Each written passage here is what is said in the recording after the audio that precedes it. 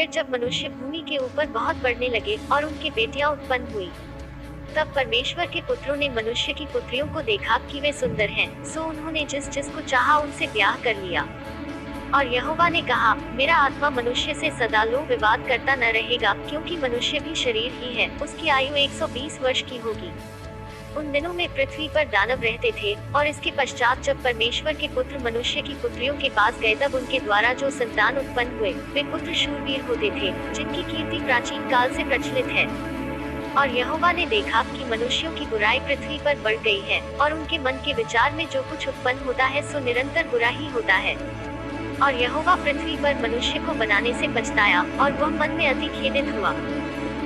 तब यहोवा ने सोचा कि मैं मनुष्य को जिसकी मैंने सृष्टि की है पृथ्वी के ऊपर से मिटा दूंगा, क्या मनुष्य, क्या पशु, क्या रेंगने वाले जंतु, क्या आकाश के पक्षी, सबको मिटा दूंगा, क्योंकि मैं उनके बनाने से पछताता हूँ। परंतु यहोवा के अनुग्रह की दृष्टि नूह पर बनी रही। नूह की वंशावली यह है। नूह धर्मी पुरुष और अपने समय के लोगों में खरा था, और नूह परमेश्वर ही के साथ साथ चलता रहा। और नूह से शेम और हाम और येपेत नाम 3 पुत्र उत्पन्न हुए। उस समय पृथ्वी परमेश्वर की दृष्टि में बिगड़ गई थी और उपद्रव से भर गई थी। और परमेश्वर ने पृथ्वी पर जो दृष्टि की तो क्या देखा कि वह बिगड़ी हुई है, क्योंकि सब प्राणियों ने पृथ्वी पर अपनी अपनी चाल चलन बिगाड़ ली थी।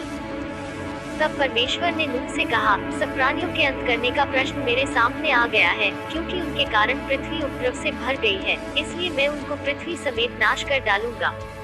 इसलिए तू बोपेर वृक्ष की लकड़ी का एक जहाज बना ले, उसमें कोठरियां बनाना और भीतर बाहर उस पर राल लगाना, और इस ढंग से उसको बनाना, जहाज की लंबाई 300 हाथ, चौड़ाई 50 हाथ और ऊंचाई 30 हाथ की हो। जहाज में एक खिड़की बनाना, और इसके एक हाथ ऊपर से उसकी छत बनाना, और जहाज की एक अलंग में एक द्वार रखना, और जहाज में पहला, दूसरा, तीसरा खंड बनाना। और सुन, मैं आप पृथ्वी पर जल प्रलय करके सब प्राणियों को जिनमें जीवन की आत्मा है आकाश के नीचे से नाश करने पर हूँ, और सब जो पृथ्वी पर है मर जाएंगे।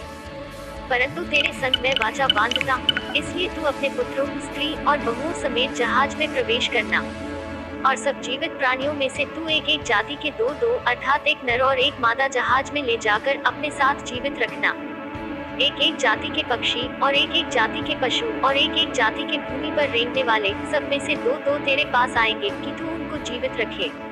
और भांति भांति का भोज्य पदार्थ जो खाया जाता है उनको तू लेकर अपने पास इकट्ठा कर रखना, सो तेरे और उनके भोजन के लिए होगा। परमेश्वर की इस आज्ञा के अनुसार और यहोवा ने नूह से कहा, तू अपने सारे घराने समेत जहाज में जा, क्योंकि मैंने इस समय के लोगों में से केवल तुझी को अपनी दृष्टि में धर्मी देखा है। सब जाति के शुद्ध पशुओं में से तो तू 7-7 अर्थात नर और मादा लेना, पर जो पशु शुद्ध नहीं है उनमें से 2-2 लेना अर्थात नर और मादा। और आकाश के पक्षियों में से भी 7-7 अर्थात नर और मादा लेना, कि उनका वंश बचकर सारी पृथ्वी के ऊपर बना रहे। क्योंकि अब 7 दिन और बीतने पर मैं पृथ्वी पर 40 दिन और 40 रात तक जल बरसाता रहूंगा। जितनी वस्तुएं मैंने बनाई हैं सबको भूमि के ऊपर से मिटा दूंगा। यहोवा की इस आज्ञा के अनुसार नूह ने किया। नूह की अवस्था 600 वर्ष की थी जब जल प्रलय पृथ्वी पर आया। नूह अपने पुत्रों, पत्नी और बहुओं समेत जल प्रलय से बचने के लिए जहाज में गया, और शुद्ध और अशुद्ध दोनों प्रकार के पशुओं में से, पक्षियों और भूमि पर रेंगने वालों में से भी 2-2 अर्थात नर और मादा जहाज में नूह के पास गए, जिस प्रकार परमेश्वर ने नूह को आज्ञा दी थी। 7 दिन के उपरांत प्रलय का जल पृथ्वी पर आने लगा। जब नूह की अवस्था के 600वें वर्ष के दूसरे महीने का 17वां दिन आया, उसी दिन बड़े गहरे समुद्र के सब सोते फूट निकले और आकाश के झरोखे खुल गए, और वर्षा 40 दिन और 40 रात निरंतर पृथ्वी पर होती रही। ठीक उसी दिन नूह अपने पुत्र शेम, हाम और येपेत और अपनी पत्नी और तीनों बहुओं समेत और उनके संग एक एक जाति के सब बनेले पशु और एक एक जाति के सब घरेलू पशु और एक एक जाति के सब पृथ्वी पर रेंगने वाले और एक एक जाति के सब उड़ने वाले पक्षी जहाज में गए। जितने प्राणियों में जीवन की आत्मा थी उनकी सब जातियों में से 2-2 नूह के पास जहाज में गए, और जो गए वो परमेश्वर की आज्ञा के अनुसार सब जाति के प्राणियों में से नर और मादा गए। तब यहोवा ने उसका द्वार बंद कर दिया, और पृथ्वी पर 40 दिन तक प्रलय होता रहा, और पानी बहुत बढ़ता ही गया, जिससे जहाज ऊपर को उठने लगा, और वह पृथ्वी पर से ऊंचा उठ गया, और जल बढ़ते बढ़ते पृथ्वी पर बहुत ही बढ़ गया, और जहाज जल के ऊपर ऊपर तैरता रहा, और जल पृथ्वी पर अत्यंत बढ़ गया, यहाँ तक कि सारी धरती पर जितने बड़े बड़े पहाड़ थे सब डूब गए। जल तो 15 हाथ ऊपर बढ़ गया और पहाड़ भी डूब गए। और क्या पक्षी, क्या घरेलू पशु, क्या बनैले पशु और पृथ्वी पर सब चलने वाले प्राणी और जितने जंतु पृथ्वी में बहुतायत से भर गए थे, वे सब और सब मनुष्य मर गए। जो स्थल पर थे उनमें से जितनों के नथनों में जीवन का श्वास था, सब मर मिटे। और क्या मनुष्य, क्या पशु, क्या रेंगने वाले जंतु, क्या आकाश के पक्षी, जो भूमि पर थे, सो सब पृथ्वी पर से मिट गए। केवल नूह और जितने उसके संग जहाज में थे, वे ही बच गए। और जल पृथ्वी पर 150 दिन तक प्रबल रहा। और परमेश्वर ने नूह की और जितने बनैले पशु और घरेलू पशु उसके संग जहाज में थे, उन सबों की सुधि ली। और परमेश्वर ने पृथ्वी पर पवन बहाई और जल घटने लगा। और गहरे समुद्र के सोते और आकाश के झरोखे बंद हो गए, और उससे जो वर्षा होती थी सो भी थम गई। और 150 दिन के पश्चात जल पृथ्वी पर से लगातार घटने लगा। 7वें महीने के 17वें दिन को जहाज अरारात नाम पहाड़ पर टिक गया। और जल 10वें महीने तक घटता चला गया। और 10वें महीने के पहले दिन को पहाड़ों की चोटियां दिखलाई दी। फिर ऐसा हुआ कि 40 दिन के पश्चात नूह ने अपने बनाए हुए जहाज की खिड़की को खोलकर एक कौआ उड़ा दिया। वह जब तक जल पृथ्वी पर से सूख न गया, तब तक कौआ इधर उधर फिरता रहा। फिर उसने अपने पास से एक कबूतरी को उड़ा दिया कि देखे कि जल भूमि से घट गया कि नहीं।